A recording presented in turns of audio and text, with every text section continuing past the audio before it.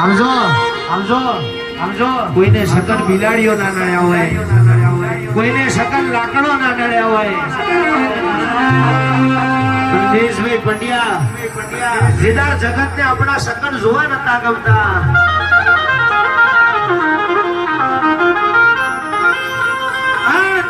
મારી છદરાલ ની વાયવારી તમારું કોડું ઝાલ્યું હોય, મારી હિતેશ ભુવાની માતાએ કોડું ઝાલ્યું હોય.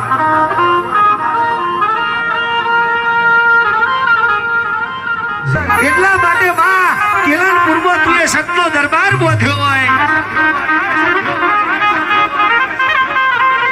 ભાગાડી ભેગું તું એ બેહણું લીધું હોય, મારી ડીંગલોજ ની બેહરડી.